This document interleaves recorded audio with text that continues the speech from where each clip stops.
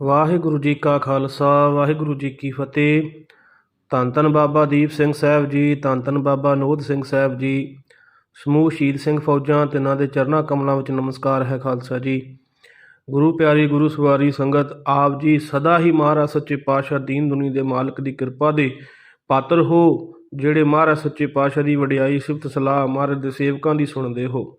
ਜੋ ਕੁਛ ਹੋ ਰਿਹਾ ਹੈ ਮਹਾਰਾਜ ਸੱਚੇ ਪਾਤਸ਼ਾਹ ਦੀ ਕਿਰਪਾ ਸਦਕਾ ਹੋ ਰਿਹਾ ਹੈ। ਤੀਜੇ ਪਾਤਸ਼ਾਹ ਧੰਨ ਗੁਰੂ ਅਮਰਦਾਸ ਮਹਾਰਾਜ ਫਰਮਾਉਂਦੇ ਨੇ, ਸਭ ਕਿਛ ਹੁਕਮੇ ਆਵੰਦਾ ਸਭ ਕਿਛ ਹੁਕਮੇ ਜਾਏ, ਜੇ ਕੋ ਮੂਰਖ ਅੱਪ ਹੋ ਜਾਣਾ ਅੰਧਾ ਅੰਧ ਕਮਾਏ। ਜੋ ਕੁਛ ਹੋ ਰਿਹਾ, ਜੋ ਕੁਛ ਵਰਤ ਰਿਹਾ, ਜਿਸ ਕੋਲੋਂ ਮਹਾਰਾਜ ਬੁਲਵਾ ਰਹੇ ਨੇ, ਜਿਸ ਨੂੰ ਜਿਹੜਾ ਕੋਈ ਸੁਣ ਰਿਹਾ, ਇਹ ਸਭ ਮਹਾਰਾਜ ਸੱਚੇ ਪਾਤਸ਼ਾਹ ਅਕਾਲ ਪੁਰਖ ਵਾਹਿਗੁਰੂ ਜੀ ਦੇ ਹੁਕਮ ਅੰਦਰ ਹੋ ਰਿਹਾ। ਹੁਕਮ ਅੰਦਰ ਹੀ ਸਭ ਕੁਛ ਆ ਰਿਹਾ, ਹੁਕਮ ਅੰਦਰ ਹੀ ਸਭ ਕੁਛ ਜਾ ਰਿਹਾ। ਮਹਾਰਾਜ ਸੱਚੇ ਪਾਤਸ਼ਾਹ ਕਹਿੰਦੇ, ਜੇ ਕੋਈ ਬੰਦਾ ਆਪਣੇ ਆਪ ਨੂੰ ਕਹੇ ਕਿ ਮੈਂ ਕਰ ਰਿਹਾ ਜਾਂ ਮੈਂ ਸੁਣ ਰਿਹਾ ਜਾਂ ਮੈਂ ਹੀ ਸਭ ਕੁਛ ਕਰ ਰਿਹਾ, ਮਹਾਰਾਜ ਸੱਚੇ ਪਾਤਸ਼ਾਹ ਕਹਿੰਦੇ ਅੰਨਿਆਂ ਵਾਲੇ ਕੰਮ ਕਰਦਾ ਅੰਨਾ ਬੰਦਾ। ਨਾਨਕ ਹੁਕਮ ਕੋ ਗੁਰਮੁਖ ਬੂਝੈ, ਜਿਸ ਨੂੰ ਕਿਰਪਾ ਕਰੇ ਰਜਾਏ। ਜਿਨ੍ਹਾਂ 'ਤੇ ਵਾਹਿਗੁਰੂ ਕਿਰਪਾ ਕਰਦਾ ਹੈ ਉਹ ਫਿਰ ਇਹੋ ਜਿਹੀ ਸਮਝ ਰੱਖਦੇ ਨੇ, ਉਹਨਾਂ 'ਤੇ ਸਤਿਗੁਰੂ ਸੱਚੇ ਪਾਤਸ਼ਾਹ ਦੀ ਕਿਰਪਾ ਹੁੰਦੀ ਹੈ ਖਾਲਸਾ ਜੀ। ਸਤਿਗੁਰੂ ਸੱਚੇ ਪਾਤਸ਼ਾਹ ਮਹਾਰਾਜ ਦੀ ਵਡਿਆਈ, ਸਤਿਗੁਰੂ ਸੱਚੇ ਪਾਤਸ਼ਾਹ ਦੇ ਸੇਵਕਾਂ ਦੀ ਵਡਿਆਈ, ਧੰਨ ਬਾਬਾ ਦੀਪ ਸਿੰਘ ਸਾਹਿਬ ਵਰਗੇ ਸੂਰਮੇ, ਧੰਨ ਬਾਬਾ ਨੋਧ ਸਿੰਘ ਸਾਹਿਬ ਵਰਗੇ ਸੂਰਮੇ, ਬਾਬਾ ਉਦੇ ਸਿੰਘ ਸਾਹਿਬ ਵਰਗੇ, ਬਾਬਾ ਜੀਵਨ ਸਿੰਘ ਸਾਹਿਬ ਵਰਗੇ ਖਾਲਸਾ ਜੀ, ਜਿਨ੍ਹਾਂ ਨੇ ਸਤਿਗੁਰੂ ਸੱਚੇ ਪਾਤਸ਼ਾਹ ਤੋਂ ਆਪਾ ਵਾਰਿਆ ਮਹਾਰਾਜ ਸੱਚੇ ਪਾਤਸ਼ਾਹ ਦਾ ਪ੍ਰੇਮ ਲੈਣ ਵਾਸਤੇ, ਤੇ ਅਸੀਂ ਪਦਾਰਥ ਲੈਣ ਵਾਸਤੇ ਸਭ ਕੁਝ ਕਰਦੇ ਹਾਂ। ਉਹਨਾਂ ਨੇ ਮਹਾਰਾਜ ਕੋਲੋਂ ਪ੍ਰੀਤੀ ਮੰਗੀ ਹੈ। ਰਾਜ ਨਾ ਚਾਹੋ ਮੁਕਤ ਨਾ ਚਾਹੋ, ਮਨ ਪ੍ਰੀਤ ਚਰਨ ਕਮਲਾਰੈ। ਮਹਾਰਾਜ ਸੱਚੇ ਪਾਤਸ਼ਾਹ ਕੋਲ ਇਹੋ ਹੀ ਕਿਹਾ ਕਿ ਮਹਾਰਾਜ ਜੀ ਚਰਨਾਂ ਦੀ ਪ੍ਰੀਤੀ ਸਾਨੂੰ ਬਖਸ਼ੋ, ਸਾਨੂੰ ਸਿੱਖੀ ਬਖਸ਼ੋ, ਗੁਰਸਿੱਖੀ ਬਖਸ਼ੋ, ਨਾਮ ਕਮਾਈ ਬਖਸ਼ੋ, ਸਤਿਗੁਰੂ ਕੁਛ ਨਹੀਂ ਚਾਹੀਦਾ। ਤੇ ਅਸੀਂ ਮਹਾਰਾਜ ਸਾਨੂੰ ਵੀਜ਼ਾ ਬਖਸ਼ੋ, ਸਾਡੇ ਦੁੱਖ ਕੱਟੋ, ਮਹਾਰਾਜ ਪੁੱਤ ਬਖਸ਼ੋ, ਧੀ ਬਖਸ਼ੋ, ਕੰਮ ਬਖਸ਼ੋ, ਪੈਸੇ ਬਖਸ਼ੋ, ਰੋਟੀ ਬਖਸ਼ੋ, ਘਰ ਬਖਸ਼ੋ। ਇਹਨਾਂ ਤੋਂ ਬਿਨਾਂ ਸਾਡੀ ਕੋਈ ਮੰਗ ਹੀ ਨਹੀਂ। ਪਰ ਖਾਲਸਾ ਜੀ, ਜਿਹੜਾ ਸਤਿਗੁਰੂ ਕੋਲੋਂ ਅਨਮੋਲੀਆਂ ਦਾਤਾਂ ਜਿਹੜੀਆਂ ਸਭ ਤੋਂ ਵੱਡੀਆਂ ਨੇ, ਉਹ ਕਿਹੜੀਆਂ ਨੇ ਅਨਮੋਲੀਆਂ ਦਾਤਾਂ? ਗੁਰਸਿੱਖੀ ਜੀਵਨ, ਗੁਰਸਿੱਖ ਬਣਨਾ, ਅੰਮ੍ਰਿਤਧਾਰੀ ਹੋਣਾ, ਨਾਮ ਜਪਣਾ, ਨਾਮ ਦੀ ਕਮਾਈ ਬਖਸ਼ਣੀ, ਤੇ ਸਭ ਤੋਂ ਵੱਡੀ ਅੰਮ੍ਰਿਤ ਵੇਲਾ ਸਾਂਭਣਾ। ਜਿਨ੍ਹਾਂ ਕੋਲੇ ਇਹ ਆ ਜਾਂਦਾ ਨਾ, ਜਿਹੜੇ ਸਤਿਗੁਰੂ ਕੋਲੋਂ ਇਹ ਮੰਗ ਲੈਂਦੇ ਨੇ, ਫਿਰ ਉਹਨਾਂ ਨੂੰ ਭਾਈ ਕੁਛ ਮੰਗਣ ਦੀ ਲੋੜ ਨਹੀਂ ਰਹਿੰਦੀ। ਸਤਿਗੁਰੂ ਉਹਨਾਂ ਦੇ ਗ੍ਰਹਿ ਵਿੱਚ ਸਭ ਕੁਛ ਹੀ ਭੇਜ ਦਿੰਦਾ, ਸਾਰਾ ਕੁਛ ਹੀ ਆ ਜਾਂਦਾ। ਜਿਹੜੇ ਸੂਰਜ ਵੱਲ ਮੁੱਖ ਕਰ ਲੈਂਦੇ ਨੇ, ਪਰਛਾਵਾਂ ਪਿੱਛੇ ਪਿੱਛੇ ਆਪੇ ਤੁਰਿਆ ਆਉਂਦਾ। ਤੇ ਪਰ ਅਸੀਂ ਲੋਕ ਪਰਛਾਵੇਂ ਪਿੱਛੇ ਭੱਜਦੇ ਹਾਂ ਸੂਰਜ ਨੂੰ ਪਿੱਠ ਕਰਕੇ। ਉਹ ਨਾ ਤਾਂ ਪਰਛਾਵਾਂ ਫੜਿਆ ਜਾਂਦਾ ਤੇ ਸੂਰਜ ਵੱਲੋਂ ਵੀ ਬੇਮੁਖ ਹੋਏ ਰਹਿੰਦੇ ਆ। ਸੋ ਮਹਾਰਾਜ ਸੱਚੇ ਪਾਤਸ਼ਾਹ ਦੇ ਚਰਨਾਂ ਕਮਲਾਂ ਨਾਲ ਜੁੜਨਾ ਚਾਹੀਦਾ। ਆਪ ਸਭ ਜਾਣਦੇ ਹੋ ਕਿ ਮਹਾਰਾਜ ਸੱਚੇ ਪਾਤਸ਼ਾਹ ਦੀ ਕਿਰਪਾ ਸਦਕਾ ਸ਼ਹੀਦਾਂ ਦੇ ਦਰ 'ਤੇ ਵਰਤਣ ਵਾਲੀਆਂ ਹੱਡ ਬੀਤੀਆਂ ਆਪ ਜੀ ਨਾਲ ਸਾਂਝੀਆਂ ਕਰਦੇ ਹਾਂ ਖਾਲਸਾ ਜੀ। ਜੋ ਅੱਜ ਦੀ ਹੱਡ ਬੀਤੀ ਹੈ ਖਾਲਸਾ ਜੀ, ਉਹਦੇ ਵਿੱਚ ਇੱਕ ਬਾਪੂ ਜੀ ਨੇ ਦੱਸਿਆ ਕਿ ਉਹਨਾਂ 'ਤੇ ਬਾਬਾ ਦੀਪ ਸਿੰਘ ਸਾਹਿਬ ਦੀ ਕਿਵੇਂ ਕਿਰਪਾ ਵਰਤੀ ਹੈ, ਕਿਵੇਂ ਗੁਰੂ ਰਾਮਦਾਸ ਸੱਚੇ ਪਾਤਸ਼ਾਹ ਪ੍ਰਸੰਨ ਹੋ ਗਏ ਨੇ ਖਾਲਸਾ ਜੀ। ਉਹ ਬਾਪੂ ਜੀ ਕਹਿੰਦੇ ਕਿ ਮੇਰਾ ਇਕਲੌਤਾ ਪੁੱਤ ਸੀ, ਉਹ ਪ੍ਰਾਪਰਟੀ ਡੀਲਰ ਦਾ ਕੰਮ ਕਰਦਾ ਸੀ। ਪਹਿਲਾਂ ਮੈਂ ਖੇਤੀਬਾੜੀ ਕਰਦਾ ਸਾਂ, ਆਪਣੇ ਕੋਲ 2 ਕਿੱਲੇ ਜ਼ਮੀਨ ਹੈਗੀ ਸੀ, ਖੇਤੀਬਾੜੀ ਕਰਦਾ ਸਾਂ। ਉਸ ਤੋਂ ਬਾਅਦ ਜਿੱਦਾਂ ਜਿੱਦਾਂ ਮੇਰਾ ਪੁੱਤ ਜਵਾਨ ਹੁੰਦਾ ਗਿਆ, ਉਹ ਕੰਮ ਕਰਨ ਲੱਗ ਪਿਆ, ਉਹ ਪ੍ਰਾਪਰਟੀ ਡੀਲਰੀ ਦਾ ਕੰਮ ਕਰਦਾ ਸੀ। ਪੈਸੇ ਖੁੱਲ੍ਹੇ ਆਉਂਦੇ ਸੀ ਘਰ ਦੇ ਵਿੱਚ, ਕਈਆਂ ਨੂੰ ਉਹ ਦੇ ਦਿੰਦਾ ਸੀ। ਇੱਕ ਉਹਨੇ ਛੋਟੀ ਜਿਹੀ ਡਾਇਰੀ ਲਾਈ ਹੁੰਦੀ ਸੀ, ਉੱਥੇ ਲਿਖ ਲੈਂਦਾ ਸੀ ਵੀ ਇਹ ਤੋਂ ਲੈਣੇ, ਇਹਨੂੰ ਦਿੱਤੇ, ਸਭ ਕੁਝ ਲਿਖਿਆ ਹੁੰਦਾ ਸੀ। ਸਾਨੂੰ ਕੁਛ ਨਹੀਂ ਸੀ ਪਤਾ ਪੈਸਾ ਕਿੱਥੇ ਆ, ਕਿਵੇਂ ਆ। ਅਸੀਂ ਆਪਣੇ ਪੁੱਤ ਨੂੰ ਕਹਿੰਦੇ ਸਾਂ, ਪੁੱਤ ਆਹ ਲੋੜ ਹੈ, ਉਹਨੇ ਕਹਿਣਾ ਬਾਪੂ ਜੀ ਕੋਈ ਗੱਲ ਨਹੀਂ ਲੈ ਲਓ। ਮੇਰੇ ਕੋਲ ਵੱਧ ਤੋਂ ਵੱਧ 10,000 15,000 ਮੇਰੇ ਕੋਲ ਹੁੰਦਾ ਹੀ ਹੁੰਦਾ ਸੀ, ਬਾਕੀ ਮੈਨੂੰ ਪੈਸੇ ਦਾ ਕੁਛ ਨਹੀਂ ਸੀ ਪਤਾ। ਕਹਿੰਦਾ ਇੱਕ ਦਿਨ ਅਚਾਨਕ ਇਹੋ ਜਿਹੀ ਖੇਡ ਬਣੀ, ਪੁੱਤ ਬਿਮਾਰ ਹੋ ਗਿਆ, ਬਿਮਾਰ ਹੋਣ ਕਰਕੇ ਉਹਦੀ ਮੌਤ ਹੋ ਗਈ। ਜਦੋਂ ਮੌਤ ਹੋ ਗਈ, ਪਿੱਛੋਂ ਸਾਰਾ ਘਰ ਉਜੜ ਗਿਆ। ਅਸੀਂ ਬੜਾ ਕੁਰਲਾਏ, ਇਕੱਲਾ ਇਕੱਲਾ ਪੁੱਤ ਸੀ, ਉਹਦੀਆਂ 2 ਧੀਆਂ ਅਤੇ 1 ਪੁੱਤ ਸੀ। ਮੇਰਾ ਪੋਤਰਾ ਸੀ ਛੋਟਾ ਅਤੇ 2 ਪੋਤਰੀਆਂ ਸੀ। ਅਤੇ ਇਹੋ ਜਿਹੀ ਸਾਡੇ ਘਰ ਦੀ ਹਾਲਤ ਬਣੀ। ਅਸੀਂ 2-3 ਮਹੀਨੇ 4 ਮਹੀਨੇ ਸਾਨੂੰ ਲੱਗੇ ਆਪਣੀ ਨੂੰਹ ਨੂੰ ਵੀ ਵਰਾਇਆ, ਕਿਉਂਕਿ ਖਾਲਸਾ ਜੀ ਜਿਨ੍ਹਾਂ ਦੇ ਸਿਰ ਤੋਂ ਜਿਹੜਾ ਘਰ ਦਾ ਮੋਢੀ ਬਣਿਆ ਹੋਵੇ, ਪੁੱਤ ਹੁੰਦੇ ਨੇ ਮੋਢੀ। ਜਦੋਂ ਪਿਓ ਬਜ਼ੁਰਗ ਹੋ ਜਾਂਦੇ ਨੇ, ਪੁੱਤ ਮੋਢੀ ਬਣ ਜਾਂਦੇ ਨੇ ਕੰਮ ਕਾਜ ਦੇ ਵਿੱਚ। ਜਦੋਂ ਉਹੀ ਤੁਰਿਆ ਜਾਵੇ ਫਿਰ ਘਰ ਮੂਧੇ ਹੋ ਜਾਂਦੇ ਨੇ। ਉਹ ਬਾਪੂ ਜੀ ਕਹਿਣ ਲੱਗਾ ਵੀ ਘਰ ਦਾ ਇਹੋ ਜਿਹਾ ਹਾਲ ਹੋ ਗਿਆ ਸਾਡਾ ਵੀ ਬੜੇ ਔਖੇ।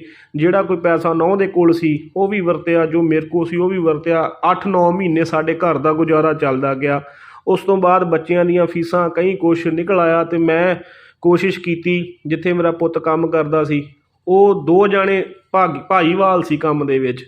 ਕਹਿੰਦਾ ਜਦੋਂ ਮੈਂ ਉੱਥੇ ਆ ਕੇ ਗੱਲਬਾਤ ਕੀਤੀ ਵੀ ਕੋਈ ਪੈਸਾ ਉਹਦਾ ਕੋਈ ਲੈਣ ਦੇਣ, ਅਤੇ ਉਹ ਬੰਦੇ ਨੇ ਸਿੱਧਾ ਨਾ ਕਰ ਦਿੱਤੀ ਵੀ ਉਹਦਾ ਤਾਂ ਕੋਈ ਲੈਣ ਦੇਣ ਨਹੀਂ, ਉਹਦਾ ਨਾਲ ਹੀ ਸਭ ਕੁਝ ਲੈ ਕੇ ਜਾਂਦਾ ਰਿਹਾ, ਅਤੇ ਉਹਦੀ ਨਾ ਤਾਂ ਕੋਈ ਜ਼ਮੀਨ ਲਈ ਹੋਈ ਆ, ਮਤਲਬ ਜੋ ਕਰਦਾ ਪਿਆ ਮੈਂ ਹੀ ਕਰਦਾ, ਉਹਦੇ ਮੇਰੇ ਨਾਲ ਹੈਲਪ ਹੀ ਕਰਾਉਂਦਾ ਸੀ। ਇੱਦਾਂ ਦੀਆਂ ਗੱਲਾਂ ਉਹਨੇ ਕੀਤੀਆਂ। ਮੈਂ ਘਰ ਆ ਗਿਆ, ਮੇਰੀ ਨੂੰਹ ਨੇ ਦੱਸਿਆ ਕਿ ਇੱਕ ਛੋਟੀ ਜਿਹੀ ਡੈਰੀ ਡੈਡੀ ਜੀ ਉਹਨਾਂ ਨੇ ਲਾਈ ਸੀ, ਉੱਤੇ ਵੇਖੋ।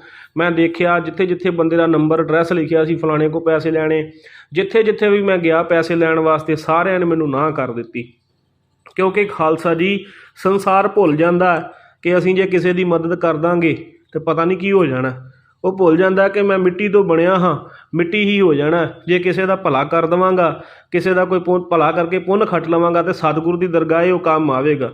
ਕਿਉਂਕਿ ਭਗਤ ਕਬੀਰ ਸਾਹਿਬ ਜੀ ਕਹਿੰਦੇ ਨੇ, ਕਬੀਰਾ ਧੂਰ ਸਕੇਲ ਕੈ ਪੁਰੀਆਂ ਬਾਧੀ ਦੇਹ, ਦਿਵਸ ਚਾਰ ਕੋ ਪੇਖਣਾ ਅੰਤ ਖੇਹ ਕੀ ਖੇਹ। ਮਹਾਰਾਜ ਕਹਿੰਦੇ ਸੱਚੇ ਪਾਤਸ਼ਾਹ ਕਿ ਮਿੱਟੀ ਨੂੰ ਇਕੱਠੀ ਕਰਕੇ ਨਾ ਪਰਮੇਸ਼ਰ ਨੇ ਧੂੜ ਨੂੰ ਇਕੱਠੀ ਕਰਕੇ ਤੇ ਉਹਦਾ ਸਰੀਰ ਬਣਾ ਦਿੱਤਾ, ਨਗਰੀ ਬਣਾ ਦਿੱਤੀ ਹੈ, ਇਹਦੇ ਵਿੱਚ ਆਪ ਵਸ ਗਿਆ। ਮਹਾਰਾਜ ਕਹਿੰਦੇ 4 ਦਿਨ ਹੀ ਵੇਖਣ ਨੂੰ ਮਿਲੇ ਨੇ ਸੰਸਾਰ ਦੇ ਵਿੱਚ। ਇਹ ਜਿਹੜੀ ਜ਼ਿੰਦਗੀ ਮਹਾਰਾਜ ਸੱਚੇ ਪਾਤਸ਼ਾਹ ਨੇ ਆਪਾਂ ਇੰਨੀ ਲੰਮੀ ਕੱਢਦੇ ਹਾਂ, 100 ਸਾਲ, ਕੋਈ 110 ਸਾਲ, ਕੋਈ 60 ਸਾਲ, ਕੋਈ 20 ਸਾਲ, ਇਹ ਉਮਰ ਜਿਹੜੀ ਹੈ ਇਹਨੂੰ ਵਾਹਿਗੁਰੂ ਸੱਚੇ ਪਾਤਸ਼ਾਹ ਨੇ 4 ਦਿਨ ਹੀ ਕਿਹਾ।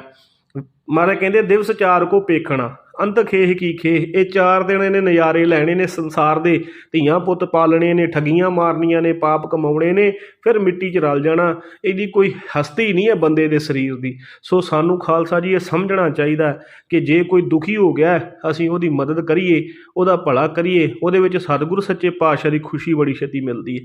ਕਿਉਂਕਿ ਮਹਾਰਾਜ ਸੱਚੇ ਪਾਤਸ਼ਾਹ ਦੀਨ ਦੁਨੀ ਦੇ ਮਾਲਕ ਦੁਖੀਆਂ ਦੇ ਹਿਰਦੇ ਵਿੱਚ ਵਸ ਕੇ ਭਲਾ ਕਰਾਉਣਾ ਚਾਹੁੰਦੇ ਨੇ। ਜਦੋਂ ਅਸੀਂ ਕਿਸੇ ਇੱਦਾਂ ਲੋੜਵੰਦ ਦੀ ਮਦਦ ਕਰਦੇ ਹਾਂ ਤੇ ਸਤਿਗੁਰੂ ਮਹਾਰਾਜ ਖੁਸ਼ ਹੁੰਦੇ ਨੇ। ਸਾਨੂੰ ਕਰਨੀ ਚਾਹੀਦੀ ਹੈ। ਮਹਾਰਾਜ ਸੱਚੇ ਪਾਤਸ਼ਾਹ ਦੀ ਕਿਰਪਾ ਸਦਕਾ ਉਹ ਕਹਿੰਦਾ ਮੈਂ ਜਦੋਂ ਰੁਲਿਆ ਬਹੁਤ ਤੇ ਕਿਤੇੋਂ ਮੈਨੂੰ ਪੈਸਾ ਨਾ ਮਿਲਿਆ। ਜਿਹੜੇ ਮੇਰੇ ਪੁੱਤ ਦੇ ਪੈਸੇ ਕਮਾਏ ਹੋਏ ਜਾਂ ਕਿਸੇ ਨੂੰ ਦਿੱਤੇ ਹੋਏ ਕੋਈ ਪੈਸਾ ਮੈਨੂੰ ਨਹੀਂ ਮਿਲਿਆ। ਮੈਂ ਥੱਕ ਹਾਰ ਕੇ ਘਰ ਬਹਿ ਗਿਆ। 5-7 ਬੰਦਿਆਂ ਕੋਲੇ, ਕਿਸੇ ਕੋਲੇ 2 ਲੱਖ, ਕਿਸੇ ਕੋਲੇ ਲੱਖ ਰੁਪਈਆ, ਕਿਸੇ ਕੋਲੇ 20,000, ਇੱਦਾਂ ਕਰ ਪੈਸੇ ਲੈਣ ਵਾਲੇ ਸੀ, ਪਰ ਕਿਸੇ ਨੇ ਪੈਸੇ ਨਹੀਂ ਮੋੜੇ। ਕਹਿੰਦਾ ਵੀ ਘਰ ਦਾ ਸਾਰਾ ਕੰਮ ਖਰਾਬ ਹੋ ਗਿਆ। ਉਹ 2 ਕਿੱਲੇ ਪੈਲੀ ਜਿਹੜੀ ਠੇਕੇ ਦਿੱਤੀ ਸੀ ਉਹ ਮੈਂ ਛਡਾ ਕੇ ਤੇ ਉਹਦੇ ਵਿੱਚ ਸਬਜ਼ੀ ਲਾਈ, ਇੱਕ 'ਚ ਕਣਕ ਬੀਜੀ, ਇੱਕ 'ਚ ਸਬਜ਼ੀ ਲਾਈ। ਉਹ ਜਿਹੜੀ ਸਬਜ਼ੀ ਸੀ ਉਹ ਵੇਚਦਾ ਸਾਂ ਥੋੜ੍ਹੀ ਬਹੁਤੀ, ਅਤੇ ਉਹਦੇ ਨਾਲ ਪੈਸਾ ਕੋਈ ਘਰ ਆਉਂਦਾ ਸੀ। ਹੌਲੀ ਹੌਲੀ ਘਰ ਦੇ ਵਿੱਚ 2 ਗੱਡੀਆਂ ਸੀ, ਇੱਕ ਵੇਚੀ। ਇੱਦਾਂ ਕਰਕੇ ਜਿਹੜਾ ਕੋਈ ਪੈਸਾ ਆਇਆ ਹੌਲੀ ਹੌਲੀ ਅਸੀਂ ਘਰ ਦਾ ਆਪਣਾ ਸਰਕਲ ਤੋਰਿਆ। ਹੁਣ ਮੈਂ ਬੁੱਢਾ ਹੋ ਗਿਆ ਸਾਂ, ਗੋਡੇ ਮੇਰੇ ਜਵਾਬ ਦੇ ਗਏ ਸੀ, ਕੰਮ ਨਹੀਂ ਸੀ ਹੁੰਦਾ। ਸੋ ਕਹਿੰਦੇ ਵੀ ਮੈਂ ਬੜਾ ਤੰਗ ਪਰੇਸ਼ਾਨ। ਬੱਚਿਆਂ ਨੂੰ ਅਸੀਂ ਚੰਗੇ ਸਕੂਲੋਂ ਹਟਾ ਕੇ ਉਹਨਾਂ ਦਾ ਸਾਲ ਪੂਰਾ ਕਰਾ ਕੇ ਤੇ ਹੋਰ ਸਕੂਲੇ ਲਾਏ, ਅਤੇ ਘਰ ਦੀ ਇਹੋ ਜਿਹੀ ਹਾਲਤ ਬਣੀ। ਨਾ ਕਦੇ ਮੈਂ ਗੁਰੂ ਘਰ ਬਹੁਤਾ ਅੱਗੇ ਗਿਆ ਸਾਂ। ਅਤੇ ਜਦੋਂ ਪੁੱਤ ਇੱਦਾਂ ਹੋ ਗਿਆ ਉਸ ਤੋਂ ਬਾਅਦ ਮਨ ਵਿੱਚ ਭਰਮ ਪੈ ਗਿਆ ਕਿ ਸੱਚੇ ਪਾਤਸ਼ਾਹ ਮੌਤ ਤੇ ਆਉਣੀ ਹੈ। ਡਰ ਪੈ ਗਿਆ। ਜਦੋਂ ਡਰ ਪਿਆ ਫਿਰ ਮਹਾਰਾਜ ਸੱਚੇ ਪਾਤਸ਼ਾਹ ਦੇ ਦਰਬਾਰ ਜਾਣ ਲੱਗਾ। ਪਿੰਡ ਵਾਲੇ ਗੁਰੂ ਘਰ ਜਾਣਾ, ਸੇਵਾ ਕਰਨੀ, ਉੱਥੇ ਬਹਿਣਾ, ਪਾਠ ਕਰਨਾ, ਇੱਦਾਂ ਦੀ ਬਿਰਤੀ ਹੋ ਗਈ।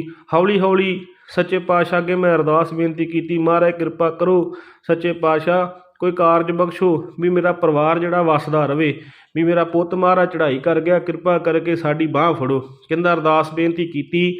ਇੱਕ ਦਿਨ ਗੁਰੂ ਘਰ ਬੈਠੇ ਸਾਂ ਅਤੇ ਸਾਰੇ ਬਜ਼ੁਰਗਾਂ ਨੇ ਉੱਥੇ ਸਲਾਹ ਕੀਤੀ ਵੀ ਸ਼ਹੀਦਾਂ ਸਾਹਿਬ ਅਸੀਂ ਜਾਣਾ, ਬਾਬਾ ਨੋਹ ਸਿੰਘ ਸਾਹਿਬ ਦੇ ਸਮਾਧਾਂ ਵੀ ਦਰਸ਼ਨ ਕਰਕੇ ਆਉਣਾ, ਟਾਹਲਾ ਸਾਹਿਬ ਵੀ ਜਾਣਾ, ਅਤੇ ਆਪਾਂ ਚੱਲੀਏ ਦਰਸ਼ਨ ਮੇਲੇ ਕਰਕੇ ਆਈਏ, ਨਾਲੇ ਗੁਰੂ ਰਾਮਦਾਸ ਮਹਾਰਾਜ ਦੇ ਘਰੇ ਇਸ਼ਨਾਨ ਕਰ ਆਵਾਂਗੇ।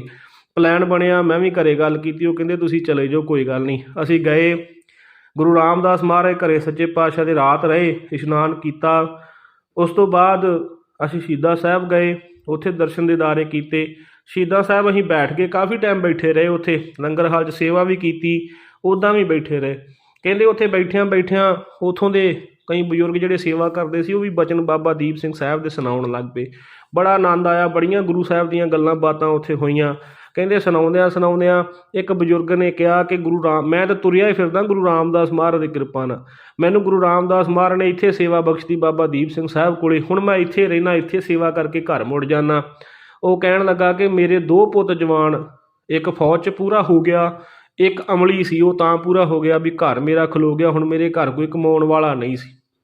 ਉਹ ਕਹਿੰਦਾ ਵੀ ਐਸੀ ਬਾਬਾ ਦੀਪ ਸਿੰਘ ਸਾਹਿਬ ਅੱਗੇ ਅਰਦਾਸ ਕੀਤੀ ਕਿ ਬਾਬਾ ਜੀ ਕਿਰਪਾ ਕਰਿਓ, ਸਾਡਾ ਤਾਂ ਕੋਈ ਆਸਰਾ ਹੀ ਨਹੀਂ। ਕਹਿੰਦਾ ਦੋਵੇਂ ਪਰਿਵਾਰ ਜਿਹੜੇ ਦੋਵੇਂ ਮੁੰਡੇ ਸੀ ਉਹਨਾਂ ਦੀਆਂ ਦੋਵੇਂ ਘਰ ਵਾਲੀਆਂ, ਭਾਵ ਕਿ ਮੇਰੀਆਂ ਦੋਵੇਂ ਨਹੁੰਆਂ, ਉਹ ਇੰਨੀਆਂ ਕੁ ਚੰਗੀਆਂ ਕਿ ਸਾਨੂੰ ਛੱਡ ਕੇ ਨਹੀਂ ਗਈਆਂ। ਅਤੇ ਮਹਾਰਾਜ ਸੱਚੇ ਪਾਤਸ਼ਾਹ ਦੀ ਕਹਿੰਦਾ ਇਹੋ ਜਿਹੀ ਕਿਰਪਾ ਵਰਤੀ, ਉਹਨਾਂ ਨਹੁੰਆਂ ਨੇ ਕੰਮ ਤੋਰ ਲਿਆ। ਕਹਿੰਦਾ ਜਦੋਂ ਮੈਂ ਉਹਦੀ ਗੱਲ ਸੁਣੀ ਮੈਨੂੰ ਆਪਣੇ ਪੁੱਤ ਦਾ ਚੇਤਾ ਆ ਗਿਆ ਕਿ ਮੈਂ ਵੀ ਬਾਬਾ ਦੀਪ ਸਿੰਘ ਸਾਹਿਬ ਅੱਗੇ ਅਰਦਾਸ ਕਰਾਂ। ਕਹਿੰਦਾ ਮੈਂ ਉੱਥੇ ਮਨੋ ਮਨੀ ਅਰਦਾਸ ਕੀਤੀ ਵੀ ਬਾਬਾ ਦੀਪ ਸਿੰਘ ਸਾਹਿਬ ਜਿੱਦਾਂ ਤੁਸੀਂ ਇਹਨਾਂ ਦਾ ਕਾਰਜ ਸਵਾਰਿਆ, ਕਿਰਪਾ ਕਰਕੇ ਮੇਰਾ ਵੀ ਸਵਾਰੋ। ਮਹਾਰਾਜ ਜੇ ਤੁਸੀਂ ਮੇਰਾ ਕਾਰਜ ਸਵਾਰੋ ਨਾ ਤੇ ਸੱਚੇ ਪਾਤਸ਼ਾਹ ਮੈਂ ਗੁਰੂ ਘਰ ਆਪਣੇ ਪਿੰਡ ਵਾਲੇ ਉੱਥੇ ਨਿਤਾ ਪ੍ਰਤ ਸੇਵਾ ਕਰਿਆ ਕਰਾਂਗਾ ਚੌਰ ਸਾਹਿਬ ਦੀ। 1 ਘੰਟਾ ਸੇਵਾ ਕਰਿਆ ਕਰਾਂ, ਕਿੱਦਾਂ ਵੀ ਕਰਾਂ, ਭਾਵੇਂ 10-10 ਮਿੰਟ ਲਾ ਕੇ ਕਰਾਂ, ਮੈਂ ਜ਼ਰੂਰ ਕਰਿਆ ਕਰਾਂਗਾ, ਮੇਰਾ ਘਰ ਕਿਸੇ ਤਰ੍ਹਾਂ ਤੁਰ ਪਵੇ। ਖਾਲਸਾ ਜੀ, ਅਸੀਂ ਸੰਸਾਰ ਦੇ ਲੋਕੀ ਕੀ ਕਰਦੇ ਹਾਂ, ਦੇਖੋ ਗੁਰਮੁਖ ਪਿਆਰੇ ਨੇ ਸੇਵਾ ਮੰਗੀ, ਅਸੀਂ ਸੇਵਾ ਨਹੀਂ ਮੰਗਦੇ, ਅਸੀਂ ਇਹ ਕਹਿ ਦਿੰਦੇ ਮਹਾਰਾਜ ਸਾਨੂੰ ਦੇ, ਜੇ ਦਿੱਤਾ ਨਾ ਤੇ ਅਸੀਂ ਨਹੀਂ ਆਉਣਾ ਅੱਗੇ ਤੋਂ। ਇਹੋ ਜਿਹੀਆਂ ਗੱਲਾਂ ਲੋਕੀ ਕਰਦੇ ਨੇ। ਧੰਨ ਗੁਰੂ ਅਰਜਨ ਦੇਵ ਮਹਾਰਾਜ ਸਮਝਾਉਂਦੇ ਨੇ, ਮਹਾਰਾਜ ਕਹਿੰਦੇ ਗਿੱਲੀ ਗਿੱਲੀ ਰੋੜੜੀ ਭਉਦੀ ਭਾਵ ਭਾਵੇਂ ਆਏ, ਜੋ ਬੈਠੇ ਸੇ ਫਾਥਿਆ ਉਭਰੇ ਭਾਗ ਮਥਾਏ। ਜਿੱਦਾਂ ਇੱਕ ਮੱਖੀ ਹੈ, ਉਹ ਗੁੜ ਦੇ ਉੱਤੇ ਘੁੰਮ ਘੁਮਾ ਕੇ, ਭਾਵੇਂ ਗੁੜ ਗੰਦਾ ਹੈ ਚੰਗਾ ਹੈ, ਘੁੰਮ ਘੁਮਾ ਕੇ ਗੁੜ 'ਤੇ ਆਉਂਦੀ ਹੈ ਖਾਣ ਵਾਸਤੇ, ਅਤੇ ਫਿਰ ਜਦੋਂ ਗੁੜ ਦੇ ਨਾਲ ਚਿਪਕ ਜਾਂਦੀ ਨੇ, ਚਿੰਬੜ ਜਾਂਦੀ ਹੈ, ਉੱਥੇ ਉਹਦੀ ਮੌਤ ਹੋ ਜਾਂਦੀ ਹੈ। ਇੱਦਾਂ ਹੀ ਸੰਸਾਰ ਦੇ ਵਿੱਚ ਪਦਾਰਥ ਨੇ ਖਾਲਸਾ ਜੀ, ਜੋ ਅਸੀਂ ਪਦਾਰਥ ਮੰਗਦੇ ਹਾਂ ਨਾ, ਇਹ ਗੁੜ ਦੀ ਤਰ੍ਹਾਂ ਅਤੇ ਅਸੀਂ ਮੱਖੀ ਦੀ ਤਰ੍ਹਾਂ ਹਾਂ। ਅਸੀਂ ਮੰਗਦੇ ਮੰਗਦੇ ਉਹ ਪਦਾਰਥਾਂ ਨਾਲ ਜੁੜ ਜਾਂਦੇ ਹਾਂ, ਜੁੜ ਕੇ ਸਾਡੀ ਮੌਤ ਹੋ ਜਾਂਦੀ ਹੈ। ਸਾਨੂੰ ਪਰਮੇਸ਼ਰ ਬਾਰੇ ਕੁਛ ਪਤਾ ਨਹੀਂ ਲੱਗਦਾ। ਮਹਾਰਾਜ ਕਹਿੰਦੇ ਜਿਹੜੇ ਉੱਭਰਦੇ ਨੇ, ਜਿਨ੍ਹਾਂ ਨੂੰ ਸਤਿਗੁਰੂ ਬਚਾ ਲੈਂਦਾ, ਉਹਨਾਂ ਦੇ ਕੋਈ ਮੱਥੇ ਦੇ ਲੇਖ ਹੁੰਦੇ ਨੇ, ਉਹਨਾਂ 'ਤੇ ਸਤਿਗੁਰੂ ਪ੍ਰਸੰਨ ਹੋ ਕੇ ਉਹਨਾਂ ਨੂੰ ਬਚਾ ਲੈਂਦਾ। ਸਦਾ ਅਰਦਾਸ ਬੇਨਤੀ ਕਰਨੀ ਚਾਹੀਦੀ ਕਿ ਸੱਚੇ ਪਾਤਸ਼ਾਹ ਸਾਨੂੰ ਆਪਣੇ ਚਰਨਾਂ ਕਮਲਾਂ ਨਾਲ ਜੋੜ ਕੇ ਰੱਖ, ਤੇਰੇ ਤੋਂ ਬਿਨਾਂ ਸਾਡਾ ਕੋਈ ਸਹਾਰਾ ਨਹੀਂ। ਉਹ ਬਾਪੂ ਜੀ ਕਹਿੰਦਾ ਮੈਂ ਘਰ ਆਇਆ ਅਤੇ ਘਰੇ ਆ ਕੇ ਨਾ ਮੈਂ ਬਾਬਾ ਦੀਪ ਸਿੰਘ ਸਾਹਿਬ ਦੀਆਂ ਗੱਲਾਂ ਘਰੇ ਸਾਰੀਆਂ ਸੁਣਾਈਆਂ, ਸਾਰੀਆਂ ਗੱਲਾਂ ਬਾਤਾਂ ਘਰ ਕੀਤੀਆਂ। ਅਤੇ ਜਿਹੜੀ ਮੇਰੀ ਨੌਂ ਸੀ, ਉਹਨੇ ਕਿਹਾ ਬਾਪੂ ਜੀ ਕੋਈ ਗੱਲ ਨਹੀਂ, ਮਹਾਰਾਜ ਕਿਰਪਾ ਕਰਨ, ਮੈਂ ਕੰਮ ਸਿੱਖ ਲੈਂਦੀ ਹਾਂ ਸਿਲਾਈ ਦਾ, ਅਤੇ ਆਪਾਂ ਘਰੇ ਕੰਮ ਸ਼ੁਰੂ ਕਰ ਲੈਂਦੇ ਹਾਂ। ਕਹਿੰਦੇ ਮੇਰੀ ਧੀ ਨੇ ਕੰਮ ਸਿੱਖ ਲਿਆ, 6 ਮਹੀਨੇ ਲਾਏ, 5-6 ਮਹੀਨੇ ਕੰਮ ਸਿੱਖ ਲਿਆ, ਉਹ ਘਰੇ ਕੰਮ ਕਰਨ ਲੱਗ ਪਈ, ਸਾਡੀ ਰੋਜੀ ਰੋਟੀ ਚੱਲ ਪਈ। ਉਹਦਾ ਕੰਮ 1 ਕਰਕੇ 2 ਕਰਕੇ ਇੱਦਾਂ ਵੱਧਦਾ ਗਿਆ ਹੌਲੀ ਹੌਲੀ। ਲੋਕੀ ਸਾਰੇ ਪਿੰਡ ਦੇ, ਲਾਗੋਂ ਵੀ ਪਿੰਡਾਂ ਦੇ ਉਹਦੇ ਕੋਲ ਸੂਟ ਸਵਾਉਣ ਲੱਗ ਪਏ, ਸੋਹਣੇ ਪੈਸੇ ਉਹਦੇ ਬਣਨ ਲੱਗ ਪਏ। ਉਹਨੇ ਸੋਚਿਆ ਕਿ ਬਾਪੂ ਜੀ ਮੈਨੂੰ ਕੋਈ ਦੁਕਾਨ ਪਿੰਡ 'ਚ ਲੈ ਦਿਓ। ਅਸੀਂ ਫਿਰ ਆਪਣੇ ਪਿੰਡ ਦੇ ਅੱਡੇ 'ਚ ਦੁਕਾਨ ਪਾਤੀ ਕੱਪੜੇ ਸੀਨ ਵਾਸਤੇ ਉਹ ਧੀ ਨੂੰ। ਮਹਾਰਾਜ ਸੱਚੇ ਪਾਤਸ਼ਾਹ ਦੀ ਐਸੀ ਕਿਰਪਾ ਹੋਈ ਬਾਬਾ ਦੀਪ ਸਿੰਘ ਸਾਹਿਬ ਦੀ, ਮੈਂ ਉਸੇ ਦਿਨ ਤੋਂ ਚੌਰ ਸਾਹਿਬ ਦੀ ਸੇਵਾ ਨਿਭਾਉਣ ਲੱਗ ਪਿਆ ਸਤਿਗੁਰਾਂ ਦੀ। ਜਿਸ ਦਿਨ ਮੈਂ ਬਾਬਾ ਦੀਪ ਸਿੰਘ ਸਾਹਿਬ ਦੇ ਸਥਾਨ ਤੋਂ ਆਇਆ ਸਾਂ, ਉਹ ਕਹਿੰਦਾ ਮੈਂ ਇਹ ਨਹੀਂ ਉਡੀਕ ਕੀਤੀ ਕਿ ਪਹਿਲਾਂ ਬਾਬਾ ਮੈਨੂੰ ਦਵੇ ਮੈਂ ਫਿਰ ਕਰੂੰਗਾ। ਅਸੀਂ ਬਹੁਤਾ ਇੱਦਾਂ ਕਰਦੇ ਹਾਂ ਕਿ ਪਹਿਲਾਂ ਬਾਬਾ ਦਵੇ ਫਿਰ ਕਰਨਾ, ਉੱਦਾਂ ਨਹੀਂ ਕਰਨਾ। ਪਰ ਸਤਿਗੁਰੂ ਸੱਚੇ ਪਾਤਸ਼ਾਹ ਦੀ, ਮਹਾਰਾਜ ਦੀਨ ਦੁਨੀ ਦੇ ਮਾਲਕ ਅੱਗੇ ਹਮੇਸ਼ਾ ਨਿਵੇ ਰਹੀਏ, ਫਿਰ ਸਤਿਗੁਰੂ ਸੱਚੇ ਪਾਤਸ਼ਾਹ ਕਿਰਪਾ ਕਰ ਦਿੰਦੇ ਨੇ ਖਾਲਸਾ ਜੀ।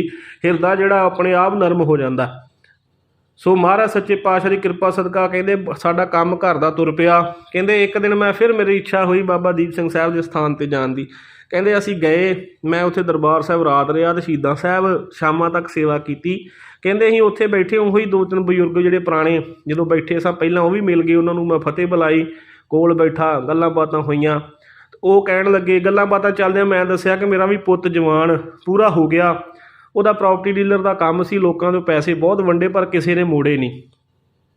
ਅਤੇ ਉਹ ਬਜ਼ੁਰਗ ਕਹਿੰਦੇ ਮੈਨੂੰ ਕਹਿਣ ਲੱਗੇ ਮੋੜੇ ਨਹੀਂ, ਤੂੰ ਫਿਕਰ ਕਿਉਂ ਕਰਦਾ, ਆ ਐਡੇ ਯਾਰੇ ਸ਼ਹੀਦ ਸਿੰਘ ਆਪਣੇ, ਮਹਾਰਾਜ ਦੀ ਕਿਰਪਾ ਹੋਊਗੀ, ਵੇਖਿਓ ਕਿੱਦਾਂ ਕਿਰਪਾ ਕਰਕੇ ਕਢਾਉਂਦੇ ਪੈਸੇ। ਤੁਸੀਂ ਅਰਦਾਸ ਬੇਨਤੀ ਕਰੋ, ਜੇ ਤੁਹਾਡੇ ਹੱਕ ਦੇ ਨੇ, ਤੁਹਾਡੇ ਹੱਕ ਸੱਚ ਦੇ ਨੇ, ਜੇ ਤੁਹਾਡੇ ਪੈਸੇ ਨੇ ਨਾ, ਤੇ ਬਾਬਾ ਦੀਪ ਸਿੰਘ ਸਾਹਿਬ ਅੱਗੇ ਅਰਦਾਸਾਂ ਕਰੋ। ਸਵੇਰੇ ਤੁਸੀਂ ਸਮਾਧੀ 'ਤੇ ਜਾ ਕੇ ਅਰਦਾਸਾਂ ਕਰਕੇ ਆਇਓ। ਬਾਬਾ ਨੋਦ ਸਿੰਘ ਸਾਹਿਬ ਬਾਬਾ ਦੀਪ ਸਿੰਘ ਸਾਹਿਬ ਤੋਂ ਵੀ ਕਹਿੰਦੇ ਕੜੜਾ, ਜਦੋਂ ਕੋਈ ਉਹਦੇ ਅੱਗੇ ਕੋਈ ਦੁਖੀ ਜਾ ਕੇ ਦੁੱਖ ਰੋਂਦਾ ਤਾਂ ਬੜੀ ਛੇਤੀ ਕਿਰਪਾ ਕਰ ਦਿੰਦਾ। ਕਹਿੰਦਾ ਮੇਰੇ ਨਾਲ ਵੀ ਇੱਦਾਂ ਦੇ ਬੜੇ ਕਾਰੇ ਹੁੰਦੇ, ਲੋਕੀ ਮੈਨੂੰ ਪੈਸੇ ਨਹੀਂ ਸੀ ਦਿੰਦੇ, ਮੈਂ ਬਾਬਾ ਜੀ ਨੂੰ ਆ ਕੇ ਬੇਨਤੀ ਕਰਨੀ, ਬਾਬਾ ਜੀ ਜੇ ਪੈਸੇ ਦਵਾ ਦਿਓ, ਵਿੱਚੋਂ ਤੁਹਾਡਾ ਦਸਵੰਧ ਪੱਕਾ। ਇਹੋ ਜਿਹੀ ਕਹਿੰਦਾ ਮੈਂ ਅਰਦਾਸ, ਮੇਰਾ ਇਹੋ ਜਿਹਾ ਪ੍ਰੇਮ ਕਹਿੰਦੇ ਬਣਿਆ ਹੋਇਆ ਸੀ ਬਾਬਾ ਜੀ ਹੁਣਾਂ ਨਾਲ। ਉਹ ਕਹਿੰਦਾ ਬਾਪੂ ਕਹਿੰਦਾ ਵੀ ਮੈਂ ਅਰਦਾਸ ਬੇਨਤੀ ਕੀਤੀ, ਅਗਲੇ ਦਿਨ ਮੈਂ ਸਮਾਧੀ 'ਤੇ ਵੀ ਗਿਆ, ਟਾਹਲਾ ਸਾਹਿਬ ਦੇ ਵੀ ਦਰਸ਼ਨ ਕੀਤੇ, ਹੋਰ ਵੀ ਸਥਾਨਾਂ ਦੇ ਦਰਸ਼ਨ ਕੀਤੇ, ਫਿਰ ਤਰਨਤਾਰਨ ਸਾਹਿਬ ਵੀ ਗਿਆ। ਕਹਿੰਦਾ ਜਦੋਂ ਮੈਂ ਬਾਬਾ ਨੋਹ ਸਿੰਘ ਸਾਹਿਬ ਦੇ ਸਥਾਨੇ 'ਤੇ ਗਿਆ, ਮੈਂ ਉੱਥੇ ਜਾ ਕੇ ਬੇਨਤੀ ਕੀਤੀ, ਮਹਾਰਾਜ ਜੇ ਮੇਰੇ ਪੈਸੇ ਮੋੜ ਆਉਣ ਅਤੇ ਸੱਚੇ ਪਾਤਸ਼ਾਹ ਜਿੰਨੇ ਪੈਸੇ ਆਉਣ, ਜਿੰਨੇ ਕੋਈ ਦੇ ਜਾਵੇ, ਜਿੰਨੇ ਵੀ ਉਹਨਾਂ ਦੀ ਇੱਛਾ ਮੋੜ ਦੇਣ, ਅਤੇ ਉਹਦੇ ਵਿੱਚੋਂ ਦਸਵੰਧ ਤੁਹਾਡੇ ਦਰ 'ਤੇ ਭੇਜਾਂਗਾ। ਇੱਦਾਂ ਕਹਿੰਦਾ ਮੈਂ ਅਰਦਾਸ ਕਰਕੇ ਘਰ ਨੂੰ ਪਰਤ ਗਿਆ। ਕਹਿੰਦੇ ਐਸੀ ਕਿਰਪਾ ਸ਼ਹੀਦਾਂ ਸਿੰਘਾਂ ਦੀ ਹੋਈ, 1 ਮਹੀਨੇ ਵਿੱਚ ਪਹਿਲਾਂ ਇੱਕ ਬੰਦਾ ਆਉਂਦਾ, ਫਿਰ ਮੈਨੂੰ ਕੋਲ ਦੂਜਾ ਬੰਦਾ ਆਉਂਦਾ। ਉਹਨਾਂ ਪੂਰੇ ਪੈਸੇ ਤਾਂ ਨਹੀਂ ਮੋੜੇ, ਪਰ ਜਿੰਨੇ ਵੀ ਮੋੜੇ ਉਹਦੇ ਨਾਲ ਮੇਰਾ ਘਰ ਦਾ ਕੰਮ ਵਧੀਆ ਹੋ ਗਿਆ। ਜਿਹਦੇ ਕੋਲ 2 ਲੱਖ ਲੈਣਾ ਸੀ, ਉਹਨੇ 1.5 ਲੱਖ ਦਿੱਤਾ, ਵੀ ਅਸੀਂ ਉਹਦੇ ਪੈਸੇ ਸੀਗੇ ਵੀ ਸਾਨੂੰ ਭੁਲੇਖਾ ਸੀ, ਅਸੀਂ ਦੇਣਾ ਸੀ। ਇਹ ਗੱਲ ਕਹਿ ਕੇ ਉਹ ਆਪਣੇ ਆਪ ਸਾਡੇ ਘਰ ਪੈਸੇ ਦੇ ਕੇ ਗਏ। ਇਹ ਸ਼ਹੀਦਾਂ ਸਿੰਘਾਂ ਦੀ ਮਿਲਦੇ ਕਹਿੰਦਾ ਕਿਰਪਾ ਵਰਤੀ, ਮਹਾਰਾਜ ਸੱਚੇ ਪਾਤਸ਼ਾਹ ਦੀ ਰਹਿਮਤ ਹੋਈ। ਫਿਰ ਮੈਂ ਦਸਵੰਧ ਦੇਣ ਬਾਬਾ ਨੋਹ ਸਿੰਘ ਸਾਹਿਬ ਦੇ ਸਥਾਨੇ 'ਤੇ ਕਹਿੰਦਾ ਗਿਆ ਸਾਂ, ਬਾਬਾ ਦੀਪ ਸਿੰਘ ਸਾਹਿਬ ਦੇ ਸਥਾਨੇ 'ਤੇ ਵੀ ਥੋੜ੍ਹਾ ਚੜਾਇਆ ਅਤੇ ਉੱਥੇ ਵੀ ਚੜਾਇਆ। ਇੱਦਾਂ ਖਾਲਸਾ ਜੀ ਜਿਨ੍ਹਾਂ 'ਤੇ ਕਿਰਪਾ ਹੁੰਦੀ ਹੈ। ਫਿਰ ਉਹ ਕਹਿੰਦਾ ਮੇਰਾ ਘਰ ਇੰਨਾ ਸੋਹਣਾ ਚੱਲਿਆ ਬਾਬਾ ਦੀਪ ਸਿੰਘ ਸਾਹਿਬ ਦੀ ਕਿਰਪਾ ਨਾਲ। ਹੁਣ ਮੇਰੀ ਉਹ ਜਿਹੜੀ ਨੌਂ ਹੈ ਉਹੀ ਮੇਰਾ ਪੁੱਤ ਹੈ। ਉਹੀ ਮੇਰੇ ਘਰ ਨੂੰ ਤੋਰਨ ਵਾਲੀ ਹੈ। ਸਾਰੇ ਪੈਸੇ ਉਹਦੇ ਕੋਲੇ ਹੁੰਦੇ ਆ, ਸਾਨੂੰ ਲੋੜ ਹੁੰਦੀ ਆ ਅਸੀਂ ਮੰਗ ਲੈਂਦੇ ਆ, ਨਹੀਂ ਤਾਂ ਸਾਰੇ ਘਰ ਦੀ ਜ਼ਿੰਮੇਵਾਰੀ ਉਹਦੇ ਸਿਰ 'ਤੇ ਹੈ। ਸੋ ਖਾਲਸਾ ਜੀ, ਸਤਿਗੁਰੂ ਸੱਚੇ ਪਾਤਸ਼ਾਹ ਮਹਾਰਾਜ ਅੱਗੇ ਜਿਹੜਾ ਨਿਵ ਜਾਂਦਾ ਨਾ, ਜਿਹੜਾ ਕਹਿੰਦਾ ਨਹੀਂ ਕਿ ਮੈਂ ਕੁਛ ਨਹੀਂ ਕੀਤਾ ਮਹਾਰਾਜ, ਜੋ ਕੀਤਾ ਤੂੰ ਕੀਤਾ, ਉਹਦੇ 'ਤੇ ਸਤਿਗੁਰੂ ਦੀ ਕਿਰਪਾ ਬੜੀ ਛੇਤੀ ਹੁੰਦੀ।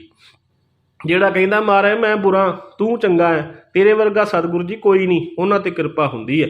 ਮਹਾਰਾਜ ਸੱਚੇ ਪਾਤਸ਼ਾਹ ਕਹਿੰਦੇ ਨੇ ਆਪਸ ਕੋ ਜੋ ਭਲਾ ਕਹਾਵੈ ਤਿਸੈ ਭਲਾਈ ਨਿਕਟ ਨਾ ਆਵੈ। ਉਹਨਾਂ ਨੂੰ ਤਾਂ ਭਲਾਈ ਆਉਂਦੀ ਨਹੀਂ ਜਿਹੜੇ ਮੁੱਖੋਂ ਕਹਿ ਦਿੰਦੇ ਨੇ ਕਿ ਅਸੀਂ ਭਲੇ ਹਾਂ, ਅਸੀਂ ਭਲਾ ਕੀਤਾ। ਸਤਿਗੁਰੂ ਸੱਚੇ ਪਾਤਸ਼ਾਹ ਕਹਿੰਦੇ ਹਮੇਸ਼ਾ ਇਹ ਕਹਿਣਾ ਹੈ ਸਾਨੂੰ ਕੁਛ ਨਹੀਂ ਪਤਾ। ਮਹਾਰਾਜ ਕਹਿੰਦੇ ਜਬ ਲਗ ਜਾਣੇ ਮੁਝ ਤੇ ਕਛ ਹੋਏ ਤਬ ਇਸ ਕੋ ਸੁਖ ਨਾ ਹੀ ਕੋਏ। ਕਦੇ ਸੁੱਖ ਪ੍ਰਾਪਤ ਨਹੀਂ ਹੋਣਾ ਜਿਹੜਾ ਬੰਦਾ ਕਹਿੰਦਾ ਮੈਂ ਕੀਤਾ, ਜੋ ਕਰ ਸਕਦਾ, ਜਿਹੜੀ ਸਮਝਿਆ ਸਾਰਾ ਕੁਝ ਮੈਨੂੰ ਪਤਾ, ਹੋਰ ਕਿਸੇ ਨੂੰ ਨਹੀਂ ਪਤਾ।